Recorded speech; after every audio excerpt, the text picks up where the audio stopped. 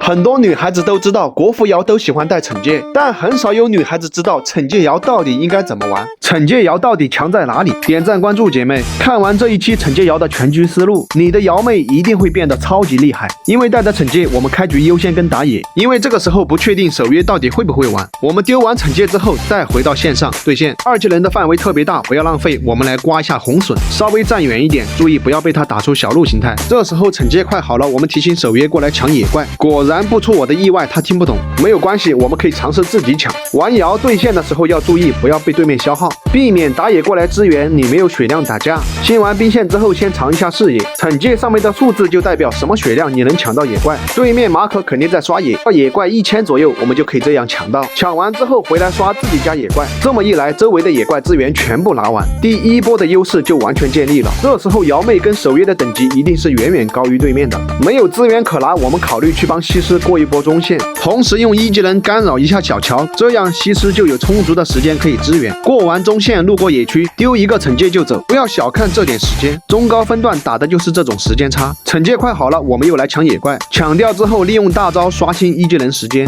往前站帮守约卡一下位置，只要我们有1技能，马可就不敢随便跳大。回来之后继续抓自己家的野怪，这么一来第2波野怪资源全部到手，一个小小的惩戒就让发育路实现了大顺风开局。虽然打不起来，但是经济大幅度领先，这就是惩戒瑶前期的一个运营思路。队友开龙，对面想抢，我们就死死握住惩戒，比较安全，我们就再次利用惩戒抢掉对面的野怪。第3波野怪成功拿下。线上对线马可还是一样的操作方式，跳下来用1技能卡一下马可位置，不停的打断马可的1技能跟大招，再加上前期所有的经济优势，马可基本上就废了。马可死了之后，守约没危险，我们再次考虑帮西施过一波中线。有的时候你玩辅助，如果不知道应该干什么，你就去帮中路过兵线。过兵线的时候还是要注意不要被对面打到，稍微躲一下技能，一定要保证队友支援的时候你是满血。你看队友支援，我们还是满血，可以随时上升。这时候马可逼罗应该赶过来支援了。这里就有一个常识，如果对面马可逼罗的1技能全部命中，那么他大概率会跳大，要预留一个1技能打断他。什么样的瑶妹才最强？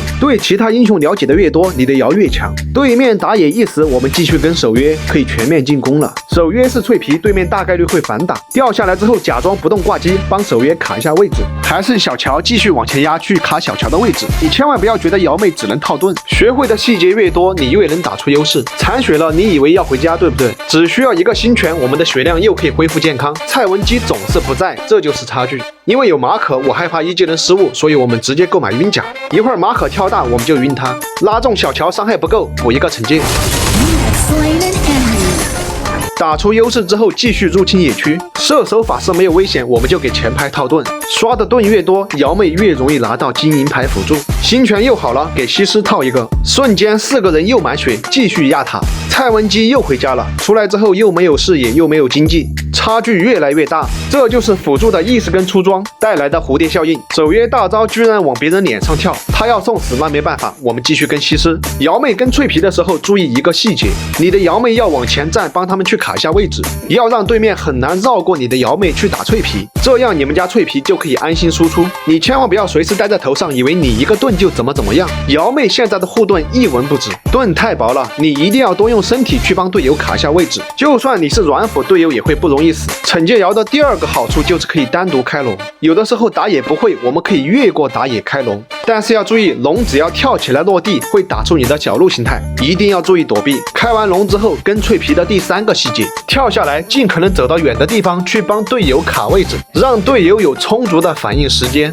这样队友才不容易死。小乔来了对不对？继续往前站去卡下小乔位置，配合眩晕把小乔秒了。你以为结束了？还没完，继续往前站，同样的操作卡住这个蓝的位置，这个细节操作就会让对面想要越过你杀脆皮非常的困难。但是这一波有点遗憾，完全没技能打断马可，让守约死了。这时候不要慌，我们的经济比马可还高，只需要打断他的1技能配合走位，他完全杀不掉我。所以说瑶是非常的克制马可。蔡文姬满血，理论上这个龙会被强。但是你不要忘了，瑶妹带的是惩戒，2个惩戒就可以让我们安如磐石，对面绝对不可能抢到龙。铁怪全拿，龙全拿，开始压塔，继续往前站，去帮队友卡位置，去保护后排脆皮的输出。不过这个守约确实太菜了，扶不起来啊！这就是玩瑶单排好玩的地方，随机给你匹配一个菜队友，守约送死之后，马可跳大，晕甲还在，我们就往前去吃一波马可的1技能。哪吒刚好死不了，马可跳过来，我们就晕甲晕他。这时候小地图看到小乔跟马可上去了，那么这个防御塔将被放空，所以我们可以安全的推掉这个防御塔再走。想搭个顺风车太远了，他会来接我的，因为你的每一次细节操作都会得到队友的尊重。惩戒又好了，不慌，刷完这个野怪再走。这么一来二去，惩戒就为我们带来了巨大的经济效益。10分钟整整高对面蔡文姬2200经济。最后的话，我们就补一件输出，买一个面具。看到这里你就明白了，为什么高分局的瑶妹都喜欢带惩戒，因为惩戒瑶搭配运营就可以让你的队友打出非常大的优势。有了经济优势之后，打团自然就轻松很多了。剩一个赵云，看看能不能留住他。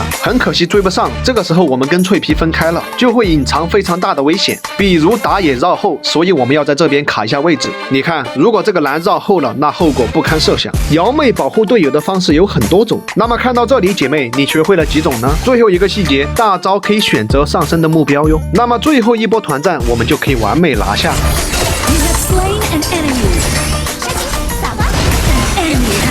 如果你是一个喜欢玩瑶的女孩子，多看我的全局思路，一定会让你变得特别厉害。金牌辅助轻松拿下，更夸张的是经济领先对面辅助3000多，因为瑶妹带的是惩戒。